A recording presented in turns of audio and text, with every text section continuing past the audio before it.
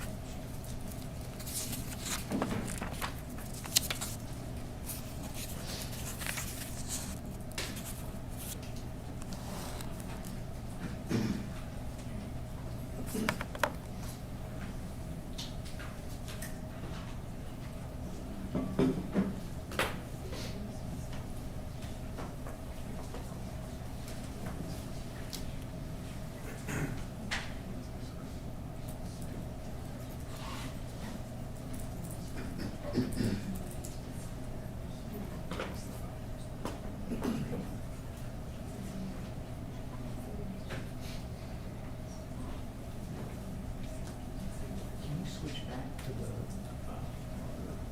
input for just a second?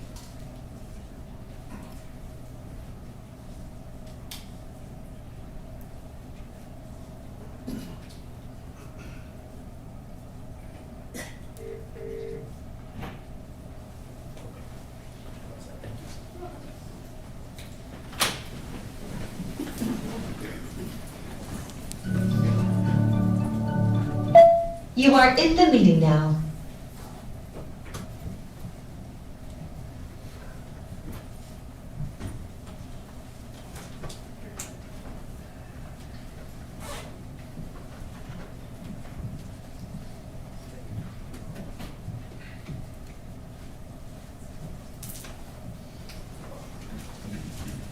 You may be seated.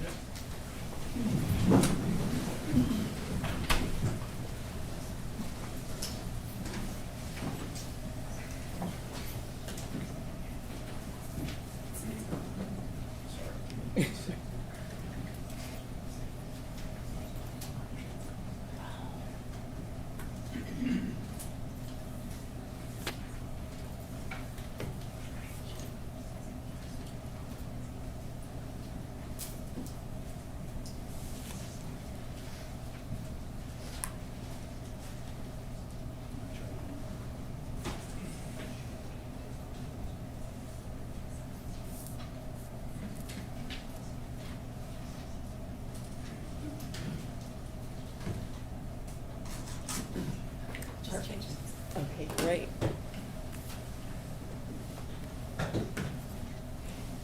All right, welcome back, ladies and gentlemen. We are ready to resume closing statements.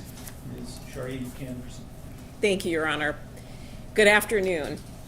This case is an incredible tragedy, and there's no doubt about that. There's no denying that. Ms. Warner's life was taken from her far too soon, and she was taken from everyone who cared and loved about her, family and friends. And they are grieving, and they are still grieving, as I believe you saw that from the witness stand. It never should have happened, but you're not here to determine if a tragedy occurred, because it did. And you're not here to determine if a killing occurred, because it did. What you are here to determine is if the government has proven its case against Mr. Warner beyond a reasonable doubt, and it didn't. And I'd like to walk through some of the reasonable doubts this afternoon. And I want to begin with April 25th as we specifically look at Mr. Warner's actions. Then I'll explore the police investigation in general, the Warner's relationship, other people's actions on or and around April 25th, and then specifics about the police investigation. Now, it was Ms. Warner who told Mr. Wagner where to place the cameras on the Munger property, but they have turned out to be helpful because we can see Mr. Warner's actions throughout April 25th. This is detailed, but it is important. Exhibit 250 is the entire surveillance footage that you have, that you can look at any portion of it. And this is how Mr. Warner starts his day at 6:58. He's on the JCB. This is consistent with the health data that Detective Drew reviewed. In the middle of the night, there was no distance traveled, no flights climbed. Mr. Warner still had a heartbeat, but that would be the time that he would traditionally be sleeping. Now, this map shows where the JCB was at 6:58 on the Munger property. At 7:13, Mr. Warner is by the silo, and he shows up 3 times in the next 10 minutes. He shows up at 7:22. The JCB is heading north, and when you're looking at the surveillance footage, I think that you've probably realized you have to look essentially between the silo and the tree to see what's going on in back. He shows up at 7:23. The JCB at this point is heading south and west. And then this again is the area near the silo where Mr. Warner and the JCB are during those times between 7:13 and 7:23. At 7:30, we see Mr. Warner driving a forklift, and we're going to see this forklift in the same area about 5 times. We see it at 7:33, we see it at 7:34, we see it at 7:40, 7:41 a.m., and then at 7:47, we see Mr. Warner leave the property on the sprayer to go to Leroy Sealers to spray. Now, please remember that the police did a reenactment to see if when Mr. Warner left the farm to go spray, both at Mr. Sealers and then the other 2 properties, if he actually could have done it in that time, and they learned that he could. They also looked at the GPS coordinates in the sprayer to see if it matched where Mr. Warner said he was going, and it did. So this is Mr. Warner on the property from 7 to 8 a.m. He's seen 10 times on camera as he does his morning farm chores. Now this is Ivan Boyd on the Munger property at 8:04 a.m. He's in the old shop. He's on the property for the majority of the day. At some point his brother joins him, and he brings the truck that he's going to work on later at 10:39. And remember, there are no restrictions on where Mr. Boyd can go on the property. Mr. Warner doesn't preclude access to anyone. This is where Mr. Boyd starts his day and spends quite a bit of time in the old shop. Mr. Warner returns to the property at 8:12. And if you watch the surveillance video, you can see the sprayer come down Carson and take a left on Munger. That's the same direction that he left in. That's where Mr. Sealer's property is located. This is Mr. Warner and the sprayer at 8:18. And at 8:19, you can see the sprayer going right to the load barn in between the silo and the tree. As you know, the load barn is on the far east side of the property. It's what's been called frequently Building 7. At 8:46, Mr. Warner leaves again in the sprayer. Again, GPS coordinates match where he said he's going. We know between 9 a.m. and 10 a.m., Raquel Bach and Dustin Lally arrive on the property. They walk into the house because it's unlocked. Ms. Warner isn't there, and they have breakfast. In the 10 to 11 a.m. hour, Ms. Bach and Mr. Lally go into the office. Ms. Bach walks into the unlocked office looking for Ms. Warner. And in the 11 to 12 p.m. hour, Mr. Boyd's brother arrives on the Munger property, as does Zach Bach as well. At 11:18, Mr. Warner arrives back in the property, and video will show that he walks from the load barn to the new shop. At 11:27, you see Zach Bach and Mr. Warner in the office talking and obviously looking for Ms. Warner on the cameras. At 11:35, Mr. Warner is walking away from the office near the silo and the scale.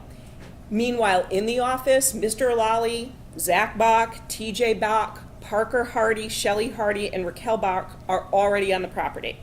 Mr. Warner is on camera walking near the pine tree at 11:36. He walks toward the new shop at 11:45 and leaves the new shop at 11:46. At 11:54, Mr. Warner is in the old shop talking with Mr. Boyd and Mr. Boyd's brother. So between 11 a.m. and 12 p.m., there are 7 people on the farm, in addition to Mr. Warner. Mr. Warner is walking all over the property, so those 7 people could choose to go wherever they wanted. At any time, anyone could walk into any building looking for Ms. Warner. And again, as you noted, with what Ms. Vinsky said in her opening statement and what witnesses have testified, there were no restrictions on where anyone went. At 12:13, Mr. Warner is in the office with Zach Bach, TJ, Mr. Lally, and Shelley Hardy. Mr. Warner is on the far right side of this image, up against the front desk. Mr. Boyd and his brother are still on the farm. At 12:19, we see Mr. Warner walking near the scales. At 12:21, he's heading back towards the office. At 12:23, Mr. Warner is driving the JCB. You can clearly and easily see into the bucket of the JCB.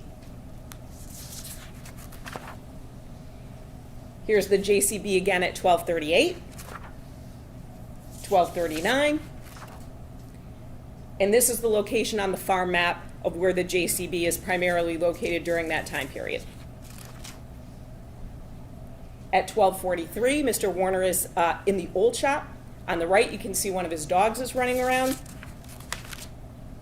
From 12:51 to 12:52, he's in the old shop. This is where Mr. Warner has a grinder and 2 grinder wheels. Now, this will become relevant when we talk about the welding expert who indicated that the number of wheels to cut that tank would take between 6 to 8. There's no indication that Mr. Warner ever took more than what he has in his hand right here. At 12:52, this is the Kubota that Mr. Warner would predominantly drive. We see it again at 1 o'clock. In between, at 1:13, in between 1:01 and 1:13, the videos of the Warag lobby show shadows. Now, if you watch that video, you can't see anyone come into the office, but it matches up with the Kubota heading towards the office and then later seen back by the fuel tanks. So one could presume that the driver of the Kubota went into the office, maybe had lunch, and then carried on their day. We see the Kubota again at 1:14. From 1:14 to 1:15, we see Mr. Warner in the old shop. At 1:16, the Kubota pulls in to another part of the old shop. Ivan Boyd and his brother are there. And please note, Mr. Warner knows that Ivan Boyd and his brother are in the old shop. He takes actually absolutely no actions to hide anything that he's doing. He also knows there are cameras, but he takes no action to hide what he's doing. We see the Kubota again at 1:23, at 1:26. Now, during this time frame, there are also multiple other workers on the farm that the police don't mention. You can see this gentleman at 1:36. He leaves the property at 1:44. You can see this gentleman at 1:42. He leaves the property at 3:15. During this time, Mr. Warner can be seen on video with the sprayer and walking on the property. This is the sprayer at 1:48. At 2:19, this is an image between 2 and 4. There are multiple people in the office. Again, very similar to earlier. Raquel Bach, TJ, Zach, Parker Hardy, and Shelley Hardy. At 2:19, Mr. Warner is in the lobby. At 2:27, he leaves the reception area. Roughly, it's almost 2:28 when he leaves. He comes back in at 2:31. He leaves the lobby at 2:35, so he's in there for a few minutes. And then he's on camera again at 2:38 in the lobby area. Now, you have heard witnesses criticize Mr. Warner for not doing enough. But then you also heard witnesses criticize him for looking over Zach Bach's shoulder to look at the cameras. So what you should glean from that is he really can't win.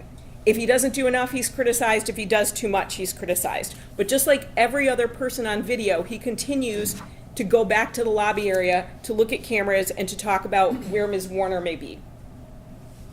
At 2:42, we see Mr. Warner in the sprayer.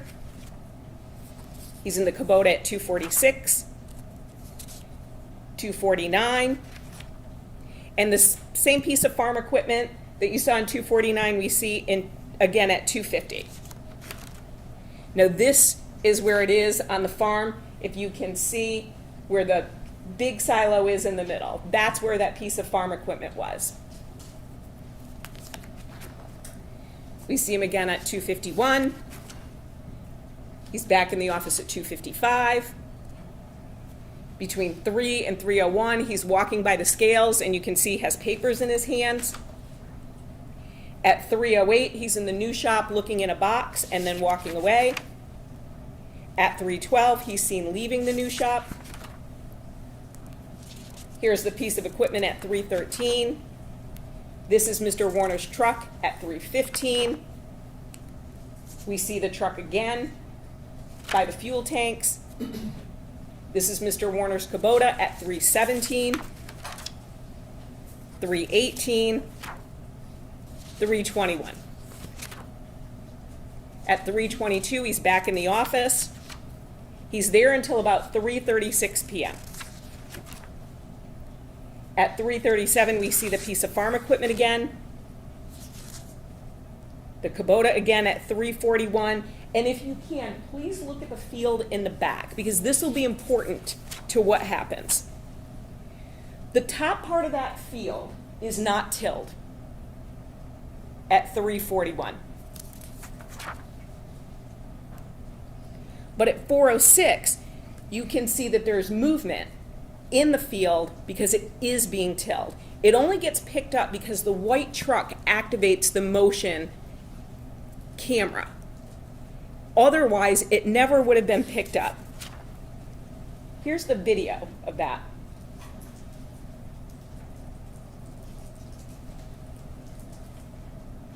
If you look at that red box, you'll see there's movement in that field.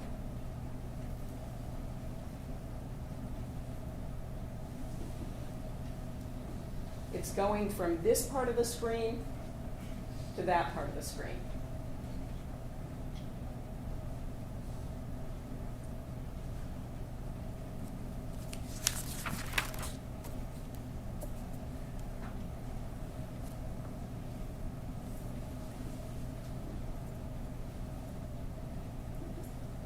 So that shows the tilling that was done. Detective Singleton said there was this period of time where Mr. Warner was not on camera. He would be the only one to till that field. And at 4:12, you can see the part of the field that's being tilled, and you can look on here before the tilling and after the tilling. So the notion that he is not on camera is belied by the surveillance footage that the government introduced. And again, Detective Singleton said 3:41 to 4:29, Mr. Warner was not on camera. The only reason this got picked up was because of other trucks on the property, but he is working and not in the load barn. At 4:30, we see Mr. Warner's Kubota again. At 4:32, the JCB.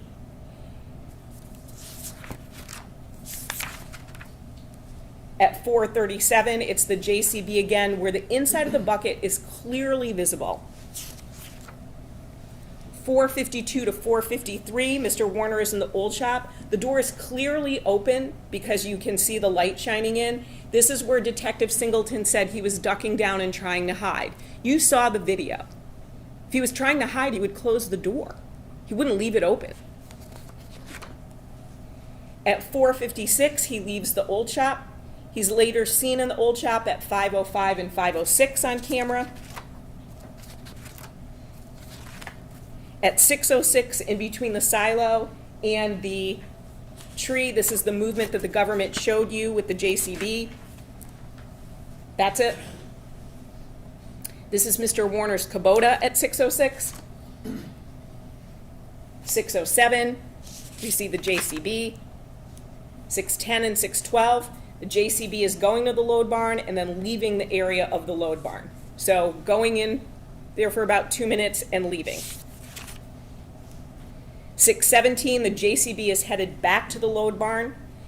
This entire early evening time at the load barn with Mr. Warner being in and out coincides with what Mr. Boyd said about helping Mr. Warner load trash. He talked about when chemicals are sent to the farm, they're packaged. They're packaged in sort of multiple layers. There'll be a white bottle, then it'll be inside something, then it'll be inside of a cardboard box. So there's no indication from Mr. Boyd that he saw a tank at the load barn or a welder, or Mr. Warner with a tank or a welder in the load barn.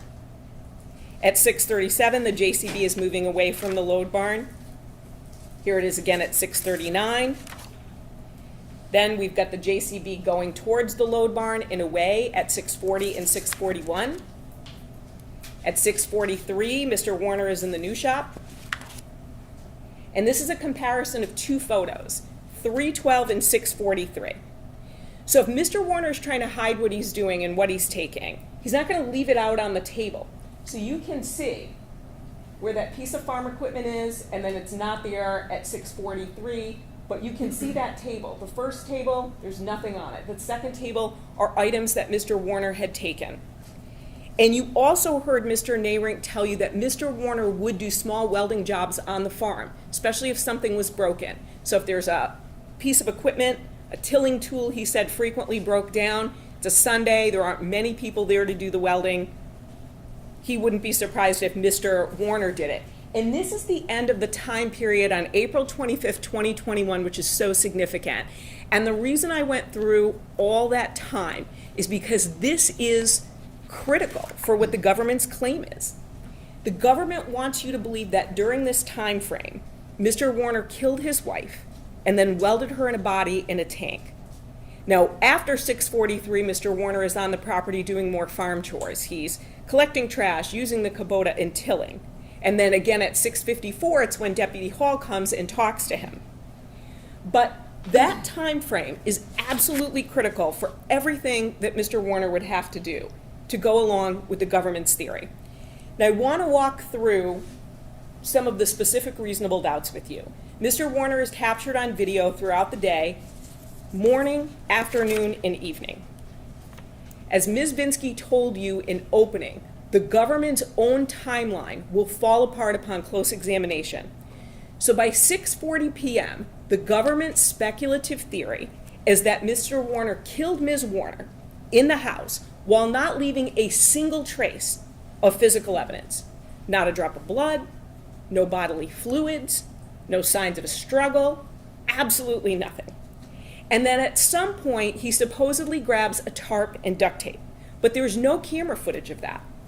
We know that the blue tarps are kept in the dry fertilizer barn, and the duct tape is in the load barn. But there's no evidence that he gathered these items, then went back in the house, presumably, and wrapped Ms. Warner in those. The government hasn't even addressed how Mr. Warner would get those items on April 25th.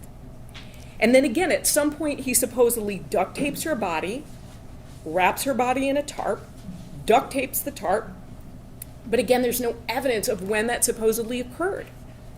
Then Mr. Warner supposedly moves the body, but there's no physical evidence of that. Nothing to show that she was ever in the JCB at all, only speculation. There's nothing on camera, and there's no physical evidence. And while Detective Dreyer said, well, it was too late for them to look, they didn't even try to look. They want you to then assume that Mr. Warner keeps Ms. Warner's body in a safe, despite rigor mortis, as we heard from Dr. Cho. There are no physical signs of this at all. There are no physical signs with her body that she was kept in the safe. There's no physical or forensic evidence to support this theory whatsoever. Then Mr. Warner moves a tank without being caught on camera into the load barn, but again, there's no evidence of that happening. We see on the surveillance video that he doesn't take the grinder and the two wheels until 12:51 to 12:52, so all the rest supposedly happens after that time. In the load barn, without anybody noticing or hearing, he maneuvers the chain and the hook, welds that hook supposedly to the end cap of the tank, runs the chain through, connects it to the hook, tilts the tank so the chemicals don't run out. There's no evidence about how long it would take for that hook to be welded to the end cap so that it was structurally sound. It's not just a matter of welding it. It needs to be able to support the weight of that end cap. Mr. Boyd said those tanks were 6,000 pounds empty. Then Mr. Warner supposedly cuts open the tank.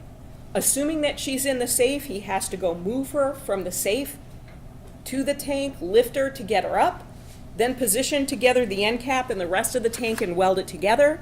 After that, he's got to remove the hook, remove the chain, sand the tank down so he can paint it. He then supposedly paints the tank, and while Mr. Schmidt said, well, that would dry quickly, you can look at the Rust-Oleum can. It's not immediate. And even if it was dry to the touch, we all have painted something. It's still going to be tacky.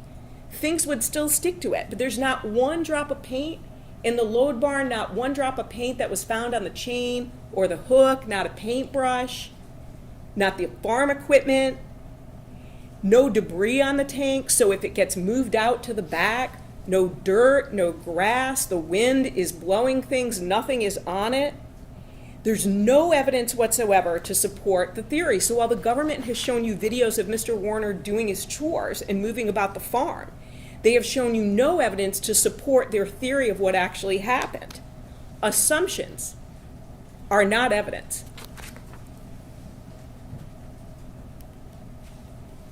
Now, as you know, as it relates to searches, there were extensive searches for Ms. Warner in her property. Over 3,000 acres were searched, and that's one search alone. Searches occurred for years. Land, water, homes, buildings, vehicle. They were thorough. They searched in multiple towns and cities. Mr. Warner continuously consented to these searches over the years. The police searched every piece of land that Mr. Warner owned, leased, rented, or was even associated with. They searched land and homes that belonged to family members and people he knew. They didn't find Ms. Warner or any of her missing items. The police also searched Paragon South. They searched both north and south. South is where the tanks are. Nothing out of the ordinary was seen. There were multiple searches involving dogs, both cadaver dogs and tracking dogs, at least 7. There was lots of discussion about cadaver and tracking dogs, but you know from your common sense, a tracking dog is meant to track. So once it gets a scent from an article of clothing or whatever it might be, it is meant to follow that scent. The person doesn't need to be right there, otherwise it wouldn't be a tracking dog. Ms. Warner and her belongings were not located by those dogs. We know that cadaver dogs can locate blood, bones, or tissue for years. They can also identify a tiny drop of blood, including as small as what comes out of an eyedropper. They can smell through cleaning agents, and they hit on nothing. Nothing on any of the vehicles, nothing in the house, nothing on the property, absolutely nothing. During the searches, Trooper Tafe entered the load barn or was looking right into it. He couldn't quite remember on April 27th, but he never mentioned the smell of ammonia or chemicals. One point about these searches is Dr. Cho and Detective Druyer said there was a strong chemical smell from the tank when the tank was opened. Dr. Cho said it was an overpowering ammonia odor that was not part of natural decomposition. Numerous witnesses also said that anhydrous ammonia had a very strong smell, but you had a trooper right out of the load barn or possibly in who noticed no smell, yet supposedly 2 days before Mr. Warner is cutting open this tank in that very enclosed area, there would be a smell if that tank had been cut open in an enclosed space. Mr. Boyd was in the load barn 2 to 3 times a week. He never mentioned a smell, not on April 25th and not after. Todd Nayrink met Mr. Warner at the load barn on April 25th. He didn't notice a smell. No one ever smelled anything out of the ordinary.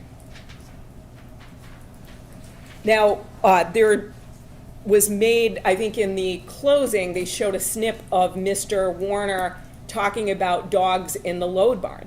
The part that is omitted from that clip, but is in the video that you have as an exhibit, Exhibit 216, is Mr. Warner saying, the other thing I don't know about in the fertilizer barn, you got boots or something to put on them.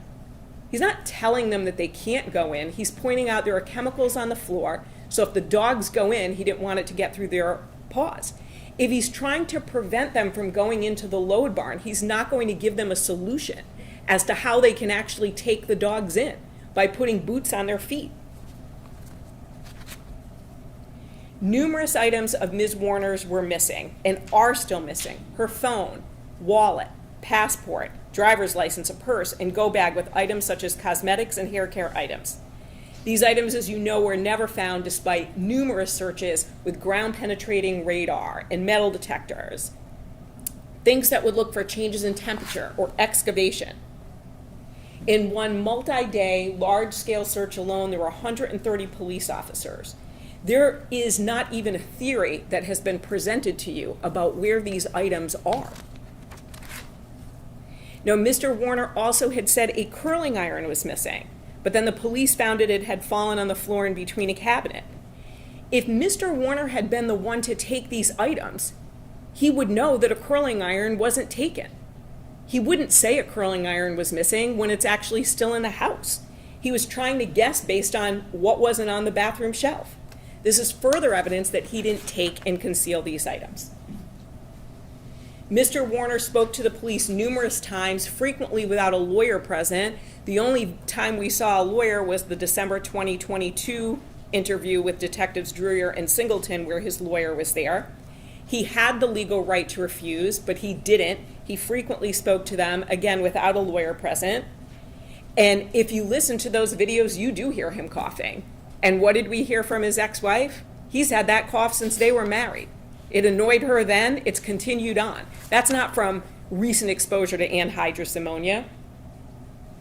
Despite what he says now, Detective Druyer had to admit that previously he indicated that Mr. Warner's statements were fairly consistent about what occurred.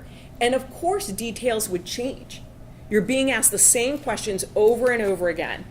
We know that their daughter Angelina had spent Friday night at her older sister's, Ms. Million, and then Saturday night with Ms. Alexander. So it would be very easy to confuse those nights about what happened on one night or what happened on another. We've also seen multiple witnesses, including law enforcement, have to get their memory refreshed because they couldn't remember something. And we have even heard other witnesses say they didn't say something when they truly did. That happened with Ms. Warner's brother. He said adamantly he did not make a statement or he did not send a text message when he actually did and had to be shown that. So the fact that some details may change does not mean that Mr. Warner was not being truthful. But Mr. Warner was always adamant that he did not harm his wife in every interview. And he also offered ideas and suggestions about how to find Ms. Warner. In the May 3rd, 2021 interview alone, which is Exhibit 219, Mr. Warner speaks with Detective Greca about a phone number and license plate that could be relevant to where Ms. Warner was. He asks if he should call the insurance company to see if Ms. Warner checked herself in somewhere. He suggests that they come up with a list of names and go through Facebook to see if she's made contact with any of these people. He gives the detective names of Ms. Warner's friends and who to reach out to, and he asks Ms. Warner's best friend, Stephanie Vogel, if she knew of anyone who may have picked Ms. Warner up. And he does more, but he's not showboating. He's not trying to make a splash in the public. The government wants to present Mr. Warner as someone who did nothing, but that's not true. He tried to offer assistance in the background, and he tried to keep his daughter's life as stable as possible because her mother was missing. Now, in his private journal, which the police found in October of 2021, he goes further and he writes down ideas of where Ms. Warner may be, what aliases she might be using, ideas to try to find her. These are the private actions of a man who wants his wife to come home. He's not going to be journaling that if he knows where she is. And during that May interview, Detective Greca also talks about the importance of Mr. Warner taking his daughter to a soccer game in order to give her support and keep her life as stable as he could. That goes along with why he might not be participating in a search, because he's got a 9-year-old he's trying to take care of. In the interviews that you listened to, Mr. Warner also turned down theories offered by the police that he would have seized on if he was trying to misdirect them. For instance, Detective Greca talks about gambling. Mr. Warner said that's not Ms. Warner. He talks about suicide. Mr. Warner says, while she may have made some comments about that, he didn't think that was a real possibility. If he's trying to misdirect the police, he's going to send them down all different kinds of paths. And these are theories being offered by the police. And we heard a lot about Jamaica and Mexico. Mr. Warner is prompted by investigators to discuss Jamaica and Mexico numerous times, instead of Mr. Warner consistently bringing it up on his own. Now, in the December 2022 interview, at this point, his wife has been gone for over a year and a half. So it's probably pretty clear she's not just in the next town over, and it's very clear she's not at her son's. So of course he's trying to come up with any possibility of where she may be. And in that full interview, he doesn't say, oh, I think she's in the hills of Jamaica living with the cartel. He talks about why. She liked Jamaica. She made friends with the concierge. She liked the mansion. She thought it was beautiful there. Even Detective Drewer on the stand said that Mr. Warner seemed convinced that Ms. Warner was in Jamaica. Mr. Warner also told Detective Greca that if Ms. Warner left or was picked up by someone, there was not that big of a window for Ms. Warner to get out of the house. If he had harmed her, he wouldn't want to shorten this time frame. He would lengthen it. He would say, I heard the door close at 1 a.m., or I looked out the window and she was walking out at 2 a.m. He would lengthen the time that she was gone, not shorten it and say to the police, it's not a very long period of time for her to get out of the house. While he believed that Ms. Warner had left as she had done before, he also said that there were differences this time, and he was candid about that. The vehicles were there, she didn't take their daughter Angelina, she didn't notify anybody, and the ring was on his desk. He didn't have to say that, but he was frank about the differences. He also repeatedly said to both the police and others he wanted his wife back. Detective Greca said that Mr. Warner showed emotion during the interviews when talking about his wife. Throughout all the interviews, I don't know if you picked up on this, but Mr. Warner always refers to his wife in the present tense. She is a fixer. He doesn't say she was a fixer, which he would say if he knew she wasn't alive. He refers to her in the present tense. And Mr. Warner saying he doesn't want to get divorced doesn't mean he killed his wife. It means he loved his wife.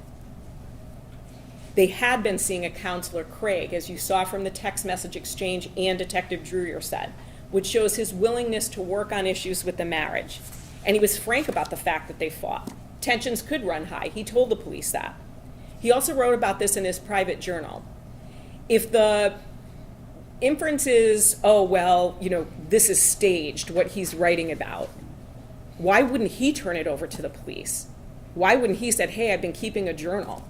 The police find it in a vehicle in October of 2021. And in that, he talks about comments that Ms. Warner made and troubles that they have in their marriage, that Ms. Warner says that he's mean to her, that essentially he doesn't appreciate her. He wouldn't write that if he wanted the police to find it and think everything was fine in their marriage. He would try to present their marriage as being more peaceful. Now, we know that Ms. Warner had talked about ending her marriage for years. This was nothing new. We heard this from numerous people. In Exhibit 194, we see Ms. Warner telling Mr. Warner that unless he shows her more that he cares, she'll end the marriage the same way she did with her first husband. But we also know that her plans would change day to day according to her moods. Numerous people, including her brother, very emotionally talked about the fact that she'd love you one minute, dislike you the next, and then the next day give him a hug. Exhibit 198, you can see on March 4th that Ms. Warner is saying, fuck you, and that she's not going on vacation. And then the next day, March 5th, they're talking about regular things just like any other married couple. The text message exchanges show Ms. Warner and Mr. Warner having arguments between spouses, which happens in many marriages, unfortunately.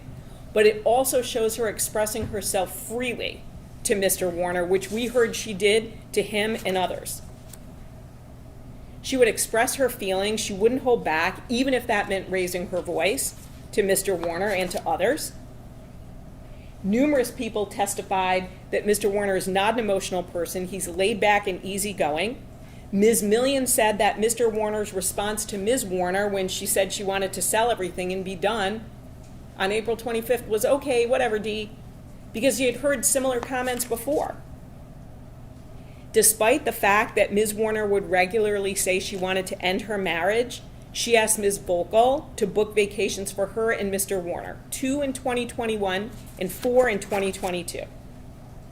Her plan was to go on vacation with her husband and daughter, but one of the vacations was just for her and Mr. Warner alone, to just have a couple's trip.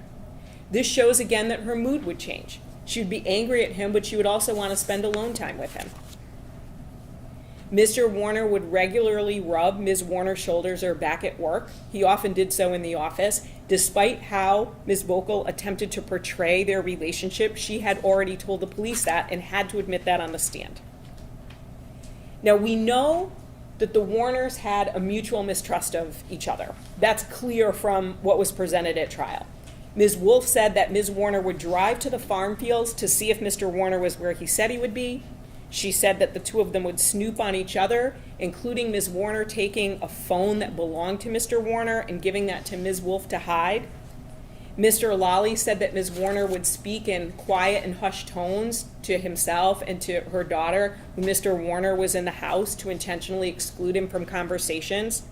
There was a safe where she and her son were hiding things from Mr. Warner. Ms. Wolf also admitted that Ms. Warner was having an affair, so Mr. Warner, wondering if that had been going on, actually had a basis in fact. He wasn't just imagining it. Ms. Wolf, who was also Ms. Warner's personal assistant and nanny, said she would see Ms. Warner drink alcohol every day. And this supports Mr. Warner's concern about substance use. This is Exhibit 210. That cabinet are the pills that she had in her home. And look at the details, please, of what the government characterizes as stalking behavior. The cameras that Mr. Warner spoke to Mr. Bush about were about 4 by 6, and they had an antenna on the top. Those aren't cameras that are going to be hidden from any person. The OnStar application shows an average of 4.2 vehicle location requests a day. But Mr. Newell said that the app doesn't show a vehicle moving. So if you're trying to track and see when someone is coming home, because you want to know when they're going to be there, you want to have dinner with them, whatever the situation is, you're going to keep refreshing the app. The get vehicle location can also be used as a navigation tool as well. So if they were driving together and he wanted to see where they were going or how to get someplace, he would use the app. Ms. Vocal also said that she saw the entry on Mr. Warner's credit card for the Binks device, the device that had been in the Hummer, and that she and Ms. Warner looked it up to see what it was. That's the GPS and diagnostic device that was found. But we heard from Mr. Bush that he paid for the device, and the government showed you an Amazon image. This discrepancy goes to witness credibility and the witness's desire to present the case in a particular way. And it makes sense because they all loved Miss Warner. There's no doubt about that. And of course they want to present her in the most favorable light and Mr. Warner in the least favorable light. But the facts matter, not assumptions. And the other thing presented by the government is, well, when Mr. Warner wrote in his journal that Ms. Warner left in the middle of the night, he didn't check OnStar. But if she didn't take the Cadillac, he'd have no reason to check OnStar. If Mr. Warner was truly stalking his wife, he would have insisted on access to the surveillance cameras long before she went missing. He couldn't even view the cameras on his phone until after she went missing. Mr. Wagner told you that it had been about a month or two where the IP address had changed on the Munger property and that Mr. Warner had no access to those cameras. So while he might have tried to access the app on the morning of April 25th, he couldn't access the app to see those cameras. We also know about the phone, that Ms. Warner was in the hospital. That's what Mr. Wagner said. He was also Ms. Warner's friend. Mr. Warner wanted the phone for business purposes. He didn't ask him to keep it a secret from Ms. Warner or try to keep it private. In terms of accessibility and transparency, Mr. Warner also allowed Detective Greca to talk to his minor daughter even when he was not present. And if he was trying to hide the true nature of their relationship, he never would have allowed that. Angelina wasn't there the night of April 25th, but she lived in that house with them. A 9-year-old is going to know what that relationship is like. She would have heard verbal disagreements. She would have known if there was any other sort of physical disagreement. She would be able to share that with the police. He put no barriers to their access with her at all. Now, as it relates to any sort of physical violence, Ms. Wolf never told Detective Greca about seeing a bruise on Ms. Warner's forehead. If she'd truly witnessed this, it would have been the first thing she told the police when she spoke to them. Ms. Brody also didn't document any of the supposed bruises she claimed she saw as a massage therapist.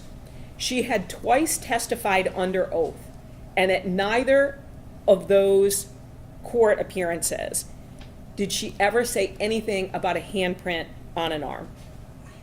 And it's worth repeating here that you are not here to judge Mr. Warner as a husband. You may think he was a bad husband, a not very attentive husband, whatever you may think of him. Your oath requires that you only assess the government's case to determine if it has proven beyond a reasonable doubt that Mr. Warner killed his wife and tampered with evidence. Now, we've gone through April 25th and an overview of the Warners' relationship, but I want to also move on to what else is going on between April 23rd and immediately after April 25th, and the police investigation as well. On Wednesday, which would be April 21st, Ms. Brody, Ms. Warner's friend and massage therapist, said she saw Ms. Warner, and Ms. Warner was distraught and shaken. We know Ms. Warner was a person who had strong emotions and she felt them, but there's absolutely no justification for what's happening here. According to Ms. Brody, Ms. Warner said she wanted to see a lawyer and it was time. But we know the fight with the Terrys, Terry and Terry Nayrink, wasn't until Friday. So there's no indication of what was going on Wednesday, and there's never been an exclamation or an explanation for this.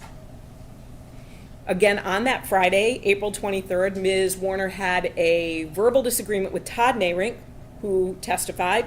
You also heard that Ms. Vogel heard them yelling at each other, but then she also said Ms. Warner seemed happy when she left work that day. So in addition to the fights with Todd, she had the fight with Terry and Terry.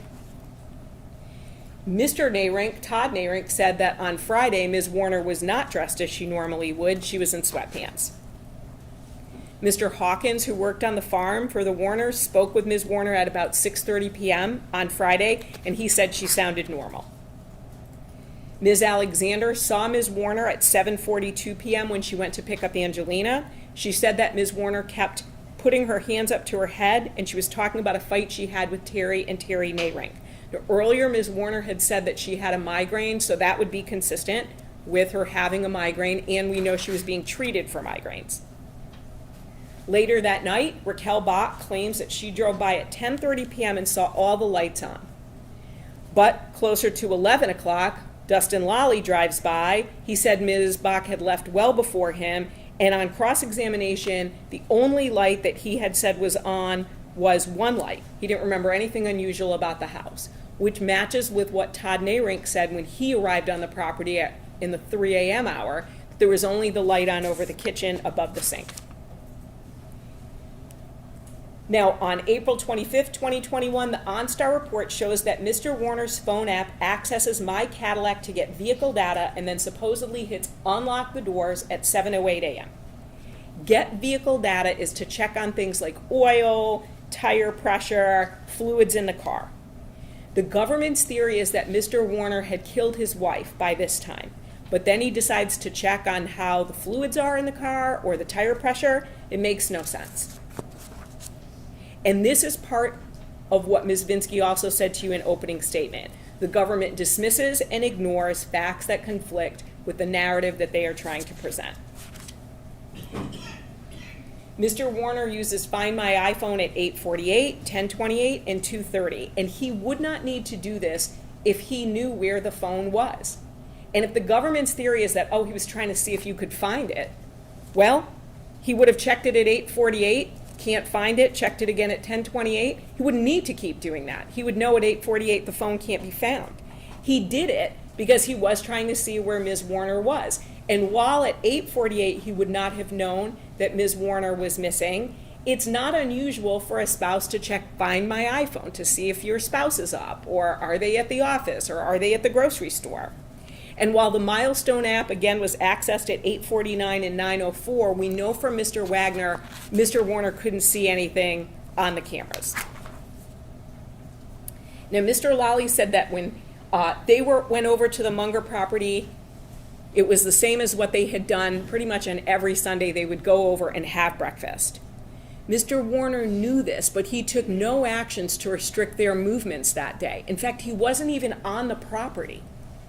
If he had killed his wife, Is he really going to leave the property and let people roam around wherever they want? He goes out spraying. Numerous witnesses, including Mr. Lally, Zach Bach, and Raquel Bach, said that the Warners never locked their house. It was always unlocked, anyone could walk right in, and that's what they did on April 25th, 2021. That day when people were looking for Ms. Warner, they looked at places that she could walk to, even though people said she didn't like to walk. They went to the Hardee's Event Center and home, they went to the Cedar Point property, Mr. Lally looked in the camper, but we know from Ms. Wolf that Ms. Warner would walk to the office, contrary to what other witnesses said, and that she was starting to walk everywhere because she was getting into fitness. Also, witnesses support that Mr. Warner was in fact spraying. Not only the GPS data and the reenactment, but Parker Hardy said that when he was at the house with his mother, Mr. Warner drove by on the sprayer. Now, Ms. Warner's phone last connected to a cell tower at 7:14, and the last internet connection was 7:01. So as we turn to the police's review of activities, which is essentially the last section of my closing, I want to talk about this a bit. This is part of the PowerPoint that was presented to you. Ms. Ziegler said that Ms. Warner's phone connected to two towers that morning, 226601 and 226609. This is an example of that portion of what she said during her testimony. And Ms. Ziegler said these were the two towers, north and south. And I specifically asked her that question. Are you saying the towers are north and south? Yes, they are, she said. And this was the slide that she used to conduct her analysis.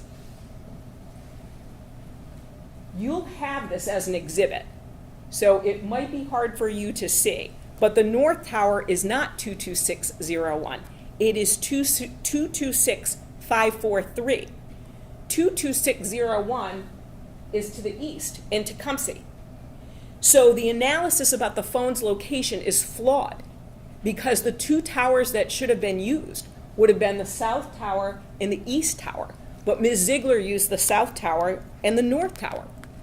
But one thing about her testimony that is correct is that she can't distinguish any movement from the phone, because we know that a phone will connect to a cell tower even if it's not the closest tower, for numerous reasons that have nothing to do with movement. Now, moving to April 27th and the tank, if Mr. Warner wanted to secretly move a tank on April 27th, he would have done it when the police left for the day. Remember, they were there in the morning. And then he walked around with Detective Greca for a period of time. And then he said, I have to go to work. If it rains, you can come back or come back tomorrow. And then they got a search warrant and they showed up later on that day. He knew that they were there with drones and a dog. If he had a concern about that, he wouldn't have just gone to farm. He would have moved the tank that everyone is saying he's trying to hide. He would have done it when the police weren't around. He also could have or would have moved it on April 26th, and again, not waited for the police to come back to his property. There's also, again, no issue with the fact that he asked the police to leave earlier. That is his legal right, and he explained that to the police. Now, just as earlier mentioned, where people didn't notice any smell of ammonia in the load barn, Detective Sharp, who was in the load barn or in front of it for an extended period of time, also did not indicate that he saw any or smelled any sort of chemical smell. Mr. Gravel moved a tank into the spray barn. This was the rusty tank that we saw being moved. He didn't notice any sort of strong chemical smell, which he would have if that tank had been cut open in the load barn. Mr. Hawkins is also regularly in the load barn. He would be in the building 1 to 2 times a week, taking in the JCB and removing empty bottles. And again, at no point in time does he ever smell ammonia or indicate that a tank had been cut open. There was also nothing unusual about moving a tank. Mr. Gravel told you that he had moved tanks before. Mr. Hawkins said that tanks would be brought back and forth from the Carson Road property and the Paragon property. We also know from Mr. Hawkins that business was slow in 2020 and 2021 for anhydrous ammonia. They didn't need extra tanks. They had plenty of tanks. So moving a tank or not fixing a tank wasn't a big deal because they had so many other things to do and they had so many extra tanks. We also know that week of April after Ms. Warner goes missing that Parker Hardy says he didn't see anything unusual about Mr. Warner painting in a hydrous tank. And he didn't notice a non-factory weld on the tank he saw in the load barn. Parker Hardy had been in the load barn numerous times. This wasn't a place that people don't go. And remember, the Hardys had even more access to the property because they were family. So while maybe some person who used their services might not freely walk into the load barn, the Hardys would. And again, Mr. Warner took no stops to keep anybody out of any building, making the story that he was welding her in the load barn not plausible. Now, the only person who claims that there were JCB tracks that went right up to the house was Parker Hardy. He said he thought the JCB was moving quickly because of the way the gravel was aside, but he also said he didn't see any reverse tracks for the JCB, which would be unusual. But the supposed fast-moving JCB is inconsistent with the reenactment where the gentleman driving the JCB was afraid to go any further because he thought he would potentially hit or damage the house. And the other thing, too, about this moving of the Hummer, if Mr. Warner wants to move the Hummer in order to park the JCB there, he doesn't have to put it in front of the office. Literally, all he has to do is back it up and move it one spot over. There'd be no reason for him to move it in front of the office. Now, jury instructions that you'll be receiving soon from Judge Olsaver indicate that you have to decide which witnesses you believe and how important you think their testimony is. You can have tremendous empathy for a witness, but not believe everything that the person says. You can also consider how some witnesses answered questions and if there was a difference in how they answered questions when the government asked them questions and how they answered questions when the defense asked them. You can consider a witness's feelings and a desire to portray events in a particular way. So for instance, Ms. Stace, the eyelash professional, when she testified, she said that Ms. Warner received 2 phone calls, one of them from Mr. Warner, and she didn't take that call. That would lead you to believe, if you were listening to that she did take the other call, but she was just intentionally not taking his call. But the reality is, when asked on cross, she said, oh no, Ms. Warner didn't take either call, for whatever reason. She's getting her eyelashes done, or she just doesn't want to talk to anybody. And even consider Detective Sharp when he testified. He said he knew Ms. Warner from prior police contact, which again would lead you to believe, boy, maybe he went out there because of a physical disagreement with Mr. Warner. It was only on cross-examination that that Detective Sharp indicated that it had nothing to do with Mr. Warner. They weren't even together. It was solely related to Ms. Warner. Now, as it relates to Dr. Cho, please remember that he said he could not tell by the condition of Ms. Warner's body what the date of death was. He couldn't tell the date, the month, or the year. One of the things that the government has to prove is that these crimes were committed on or about April 25th, 2021. There's a little leeway there, but Dr. Cho can't even tell you the year based on the body's condition. The only way that he gets to April 25th, 2021 is because that's when people tell him was the last time that Ms. Warner was seen. But that's not objective evidence of the date of death. So considering objective scientific evidence only, Ms. Warner's date of death is actually unknown because Dr. Cho could not determine it. Dr. Cho doesn't know the time of Ms. Warner's death. Dr. Cho does not know the place of Ms. Warner's death. Dr. Cho does not know if Ms. Warner was killed inside or outside. Dr. Cho also does not know what caused the blunt force injuries. With strangulation, there can be a loss of bodily fluids, whether from the bladder or bowels. There was, again, no evidence of this found in the Warner home or on the Munger property or any property associated with Mr. Warner at all. With Ms. Warner's injuries, there could be external bleeding. There was no blood evidence found at all in the Warner home, on the Munger property, or on any property associated with Mr. Warner. And while the government wants to present her as wearing pajamas, remember Dr. Cho said it could be pajamas or a sweatsuit, and that she was also wearing underwear and earrings. Now, as it relates to body position, rigor mortis is the stiffening of muscles after death. Dr. Cho said rigor mortis sets in generally after a few hours, and it will last about 24 hours. If rigor mortis lapses, the body will remain in the same position that it would be in. Now, there again is no physical indication that Ms. Warner's body was manipulated in any way to get her in the safe. There's no indication she was folded up as Detective Druyer was when he did his reenactment. There's no physical evidence of that. It's a theory, but it's not backed up by any evidence. And the government has never said when this supposedly occurred on April 25th. And also note, Mr. Warner willingly opens the safe for the police. They say, listen, we have a warrant. You can either open these up or we're going to cut them open. And he's like, oh, that's all right. I'll open it up for you. Would he really do that if his wife had just been in the safe? Now, on the welding theory, Detective Druyer and his former partner, Detective Singleton, claimed that they had a welding theory as early as April 22, yet they never shared this with Lenawee County Sheriff's Detective Kevin Greca. And respectfully, this makes no sense whatsoever. They are literally looking for a missing woman.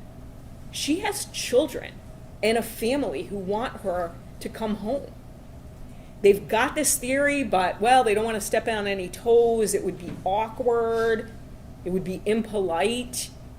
You would present the theory. If Detective Greca didn't act on it, okay, that would be on him. But they wouldn't shut themselves down from even mentioning it if it truly had happened in April of 2022. And Detective Druyer saying, well, we were concerned about a leak. That leak supposedly occurred in March of 2022 at that family meeting, which we'll get to in a minute. But the leak wasn't with the Lenawee County Sheriff's Department. The leak was with a federal law enforcement officer, a U.S. Marshal. So again, maybe you don't want to tell that Marshal, but you certainly would tell a Lenawee County investigator about your theory. They are actively working to find her. They are following up on psychic tips. Yet they're not willing to share, hey, we think she might be welded in a tank. As it relates to the tank, Mr. Schmidt examined that tank multiple times. It was only in his final meeting with the detective and an assistant prosecuting attorney that he suddenly thought that the weld on tank 34 may be similar to the weld seen on Detective Greca's body camera. The meeting was on February 9th, 2026. Trial had started. And then only then did Mr. Schmidt change his opinion. At a meeting on September 24th, 2024, he was shown an enhanced image from April 27, 2021. And he could not make a comparison about the weld in the photograph and the weld that he had viewed personally. Mr. Schmidt also admitted that cutting the tank would be faster with the plasma cutter, which was right next to the welder on the Munger property. And the purpose of a plasma cutter is to cut through metal. Again, Mr. Warner is shown with 2 grinder wheels, but Mr. Schmidt said it would take 6 to 8 wheels to cut the tank open. Mr. Schmidt also said that cutting with an abrasive wheel would be loud. You would have to wear protective hearing. Anyone could have easily heard Mr. Warner if he was cutting and then welding that tank. But nobody did, even though there were people on the farm. Now, no one can match the hook or the chain that was supposedly attached to the tank and used to lift it up. It's just speculation that this even happened. It's the same with the forklift claim. There's no evidence that it actually happened. And this, again, Mr. Schmidt only came up with in January 2026. When trial was starting at the end of the month. Suddenly he's got a theory about a hook and a chain.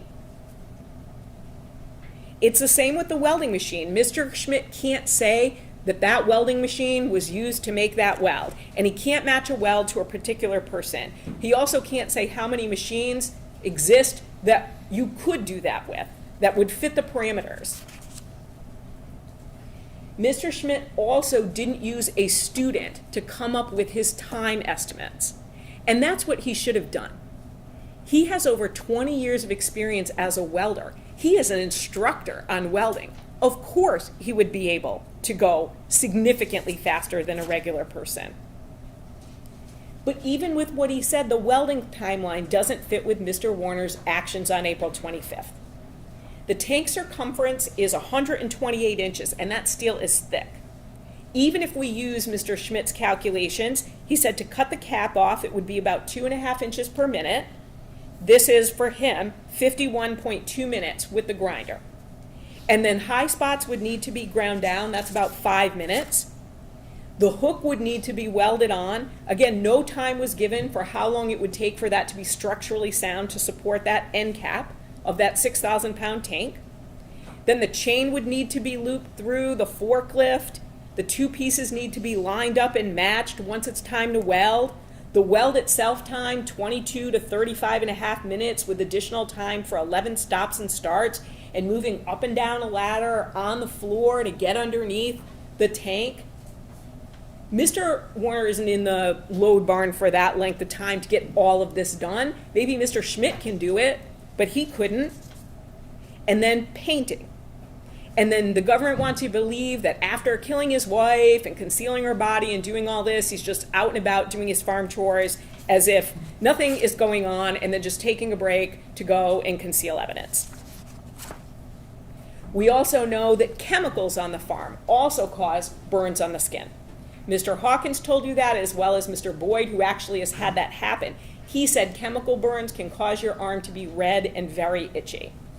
If Mr. Warner was welding, he could have easily, and wanted to hide it, he could have easily put on a long sleeve shirt, and if he's trying to hide welding burns because he just welded his wife up in a tank, he would have put on a long sleeve shirt so no one would have ever seen that. He doesn't do that because he's not hiding anything. For the paint analysis, all that can be said is that the paint may have come from paint that was taken in 2024. 3 years later, over. Or it may not have come from paint that was taken in 2024, over 3 years later. It was also a level 3 association, and there are 5 different levels. In part, a level 3 association states because other items have been manufactured that would also be indistinguishable from the submitted evidence, an individual source cannot be determined. Ms. Pontke told us that paint is mass-produced and an individual source, in this case, cannot be identified. She can't even tell us the manufacturer of the paint. There is no way of knowing how many similar paint cans would be similar to that used on tank 34. And she said that the paint here, Rust-Oleum, is a common paint. There's also, again, no evidence about when the paint was purchased. And that's the same for the duct tape and the tarp. Detective Dreyer said it's not surprising that these items would be found on a farm. It's also the same for the stickers. No one knows when those stickers were purchased. And we know that the drawers and the building doors on the farm were unlocked. The 2 tank samples were similar to 2 different paint cans. Think about that logically. Someone is painting from one can, and then for a reason that no one knows about, they decide to stop with that can, it's not empty, and use another can of paint to finish. The fact that it relates and is consistent with 2 paint cans means it could be consistent with 1 million or more. We just don't know because there's no way to know. Now, while Ms. Pontke took the paint samples, she also said that the stickers on the tank were peeling back. The supposed middle fingerprint from the back of the label on the outside of the tank is from the non-repair weld. It's the other side, and that's relevant. There's no indication of when that sticker was put on. And another thing about the fingerprint is only 7 points were consistent out of 15. And there's no standard to indicate identification or not. It is the analyst's subjective determination. And the analyst did admit identification does not mean the exclusion of others. Now, as to the call you heard from Mr. Warner, at that point there had been extensive searches on his property, and we heard from Detective Drewer that that was damage done. There was damage to the Hummer, there was damage to underground lines, they had taken samples off of a couch, so of course someone would be annoyed or frustrated by property being searched yet again that had already been searched. But we also know from listening to that call, because we listened to the full call, that Mr. Warner wasn't in a panic, didn't hang up the phone. He continued to talk about a planter's wart, school supplies for his daughter, books, and food, not the action of someone who is like, oh no, they just found my wife. And just as he's not panicked when he agrees to the police routinely searching his electronic devices. So the government has made quite a bit about the searches that were made. Mr. Warner consented to a search of his electronic devices numerous times. We know that. He knew there were text messages between himself and Ms. Warner on the phone. He wasn't trying to hide those. They show that they fought. He also knew what his searches were, searches that occurred after Ms. Warner went missing. He had extra anhydrous ammonia tanks. We know that from Mr. Hawkins. So searching on how to dispose of a propane tank makes sense for the business that he's in. And this chemical cremation search, if he's trying to find some way to dispose of his wife's body, why would the search be chemical or liquid cremation and he's searching, is it illegal? He wouldn't care if it was illegal. He supposedly killed his wife. He wouldn't be worried about, okay, well now I want to make sure I legally dispose of her body. He doesn't try to hide that. He lets the police search his devices numerous times. Now, a reasonable doubt is a fair, honest doubt growing out of the evidence or the lack of evidence. And when you're considering all the evidence, you can consider the lack of evidence. And that's part of the reasonable doubt instruction. The police searched the Warner home and they used luminol. No blood is found. There's no evidence that Ms. Warner was murdered in the home at all. Again, no blood, no bodily fluids, no signs of a struggle. Police searched the home multiple times. No evidence of murder. They searched the Munger property multiple times. No evidence of murder. There's no evidence that Ms. Warner was in the safe. No blood, no hair, no DNA, absolutely nothing. And it's the same for the JCB. And Detective Drewer can say, well, we can't find the safe any longer. It doesn't matter. There's no evidence that she was ever in the safe.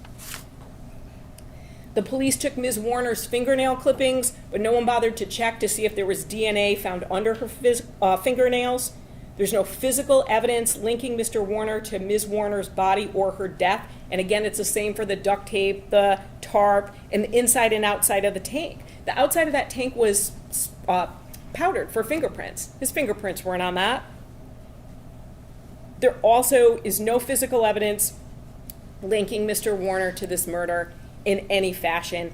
And when we talk about those tanks, also consider that tank at the Paragon property was found on running gear. But when you look at all the video footage from the search of the Munger property, there's no extra running gear that tank would be placed on. The tank, the tag on the tank, the police take no steps to determine if it's Mr. Warner's handwriting. They want you to do a sort of line-by-line comparison yourself, but no expert has ever taken a look at it. You can also consider other things that the police didn't do. Now, the Hardy farm is right next to the Warner farm. They only searched that farm years later and only because of consent searches. Now, is anyone saying that Greg Hardy or a member of the Hardy family harmed Ms. Warner? No, absolutely not. I want to be clear on that. But what we are saying is that Mr. Hardy did engage in some unusual conduct, as we heard from Detective Drewer, which I will get into. They should have at least looked into that to rule someone out. And I say that because the only person they appear to have ruled out is Ms. Warner's affair partner. They should have followed every lead, but they started this investigation with blinders as it related to Mr. Warner. We know that Mr. Hardy claimed to the media that he told the police about a particular tank to look in to find his sister. Now again, he didn't say tank 34, but he said, I want you to look for a particular tank. And Detective Drewer said, no, that didn't happen. That was not true. So they should have at least looked into that further to say, like, why on earth is he saying that?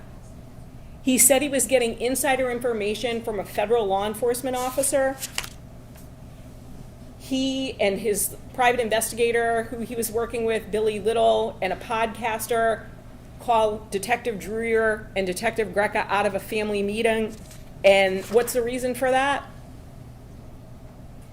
They wanted the police to pretend that Mr. Hardy was giving them his phone for a download, but really he wasn't.